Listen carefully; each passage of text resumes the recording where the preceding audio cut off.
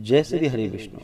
आप सभी का हमारे YouTube चैनल पे बहुत बहुत स्वागत है। आइए सुनते हैं वैशाख मास महात्म्य कथा में 5वें अध्याय की कथा। तो बोलिए प्रेम से भगवान विष्णु की जय, माता लक्ष्मी की जय। महर्षि नारद जी ने कहा कि वैशाख मास किस प्रकार सभी धर्मों, तपो, सभी मासों एवं दानों से भी अधिक महत्व का है, उसे मैं कहता हूँ। हे महाराज, एकाग्र चित्त होकर सुनो।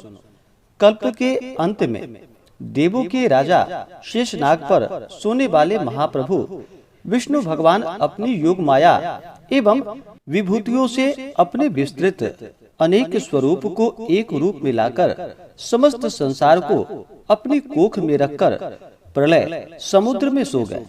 तत्पश्चात एक क्षण के बाद वेदों द्वारा जगाए जाने पर दयानिधि भगवान विष्णु ने अपने कोख में रखा हुआ जो जीवों का समूह है उसकी रक्षा की। अपने अपने कर्मों को पाने के लिए, सृष्टि करने योग्य की सृष्टि करने के लिए मन जमाया। तब उनकी नाभि से समस्त भुवनों का आश्रय सोने का कमल पैदा हुआ। उससे भगवान विष्णु ने विराट पुरुष नामक ब्रह्मा को उत्पन्न किया। उसमें प्रभु ने 14 भुवनों का निर्माण किया। भिन्न भिन्न कर्मों के अनुसार बहुत से विभिन्न प्राणी समुदायों को उत्पन्न किया। त्रिगुणा प्रकृति को तथा मर्यादा एवं स्वामिनियों को उत्पन्न किया। तदंतर वर्णों एवं उनके आश्रमों के विभागों को तथा धर्म की व्यापकता को स्थापित किया। चारों वेदों, विभिन्न तंत्रों, संहिताओं, स्मृताओं, पुराणों, इतिहासों एवं अपने अज्ञान स्वरूप वचनों से धर्म की रक्षा के लिए धर्म प्रवर्तक ऋषियों को महाप्रभु महेश्वर ने उत्पन्न किया। उन ऋषियों ने वर्ण एवं आश्रमों के विभाग से धर्म परिवर्तन किया। प्रजा वर्ग ने अपने अपने वर्ण के अनुसार योग्य एवं भगवान विष्णु को संतुष्ट करने वाले धर्मों पर विश्वास किया। सदा सबके हृदय में रहने वाले अविनाशी महाप्रभु परमेश्वर उन प्रवर्तित धर्मों एवं स्वाश्रयी भूत प्रज्ञाओं को देखकर एवं भय दिखलाने के लिए परीक्षा की दृष्टि से प्रत्यक्ष रूप में साक्षात आकार यह चिंता करने लगे कि वह कौन सा समय है जबकि प्रजा हितकारी समस्त धर्मों को करती है। हे राजन, प्रभु ने इस प्रकार की चिंता करते हुए यह निश्चय किया कि वर्षा काल की सृष्टि मैंने ही की है, किंतु इसमें यह प्रजा दुखी रहती है और कीचड़ आदि से उद्विग्न रहने के कारण संपूर्ण धर्मों को नहीं करती है। उन लोगों को देखकर मुझे क्रोध ही होता है, ना ही संतोष। और सत्य बात तो यह है कि मैं जिन्हें देखूं वे दुखी नहीं रह सकते और ये धर्म रहित है, अतः इनकी ओर नहीं देखता हूँ। और इसी प्रकार शरद ऋतु में भी खेती में लगे रहने के कारण यथोचित धर्मों की पूर्ति नहीं हो सकती। इस समय कोई पके फलों के संचयन में लगे हैं और कुछ तो वर्षा से पीड़ित हैं। हे राजा, कुछ तो ठंडक से दुखी हैं। उन्हें देखकर मेरे मन में क्रोध ही होता है। इस विपरीत दशा को देखकर मुझे संतोष नहीं होता है। हेमंत काल आने पर लोग प्रातः उठना नहीं चाहते। प्रातः सूर्योदय हो जाने पर इन्हें उठे हुए न देखकर मुझे क्रोध होता है। उसी प्रकार यह प्रजा वर्ग शिशिर काल में भी प्रातः काल शीत से पीड़ित रहता है और शीघ्रता पूर्वक निरंतर पके हुए फलों के लेने में लगा रहता है। वे ठंडक से दुखी होकर प्रातः काल उठना नहीं चाहते, अतः उनका कर्म लोप हो जाता है, जिसकी पूर्ति भी कभी नहीं हो सकती।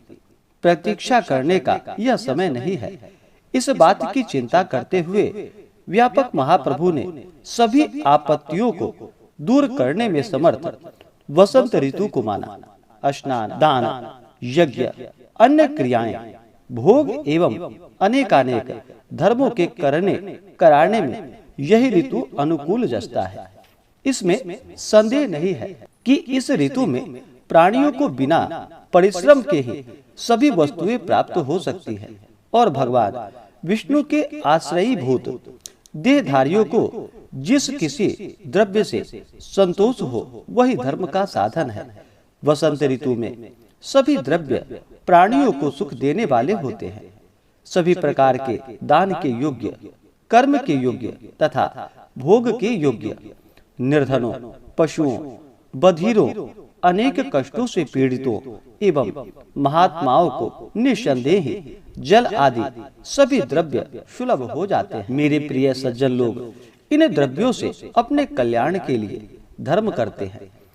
उनके पुत्र पुष्प, फल, मूल, शाक तथा प्रिय वाणियों से एवं माला, पान, चंदन आदि से तथा पाद्य, अर्घ्य, आचमनीय आदि से और विनय में मैं वर देता हूँ। इस प्रकार विचार पूर्वक करते हुए भगवान विष्णु लक्ष्मी के साथ अपने धाम को चल दिए।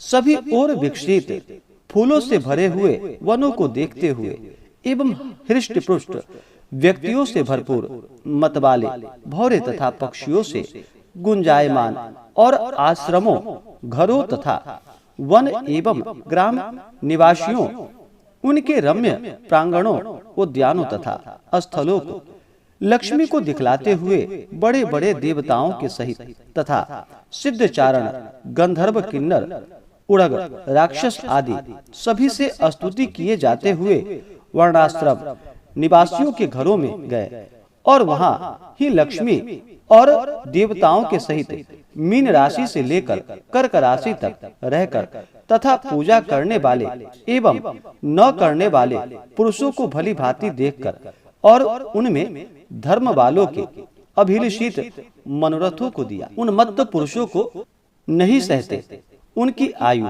एवं धन आदि हर लेते हैं।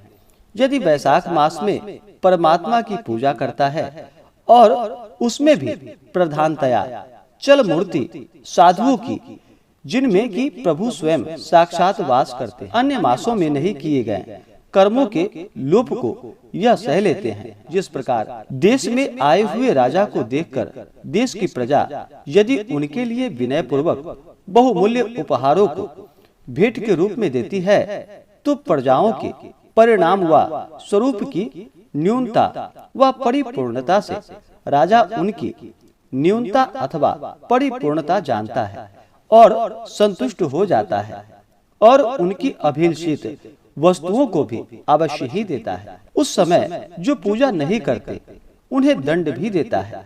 उसी प्रकार भगवान विष्णु भी माधव प्रिय वैशाख मास में अपने आत्मियों जो की पूजा करते हैं, उन पुरुषों को अभिलषित मनोरथ उनके पूर्ण कर देते हैं और न करने वाले का धन आदि निश्चय ही हर लेते हैं। देवों के देव, धनुर्धारी, धर्म संरक्षक महाविष्णु भगवान का परीक्षा काल ही यह है। इसलिए यह वैशाख मास निसंदेह सभी मासों में श्रेष्ठ है। इस प्रकार से श्री स्कंद पुराणीय वैशाख महात्म्य में नारद एवं अम्बरीश के संवाद में वैशाख मास श्रेष्ठ तत्व निरूपण नामक 5वां अध्याय पूर्ण हुआ। तो बोलिए प्रेम से भगवान विष्णु की जय, माता लक्ष्मी की जय, सर्व देवी देवता की जय। इसी प्रकार से अगर आप सब आगे के अध्याय को सुनना चाहते हो तो हमारे चैनल पे बने रहें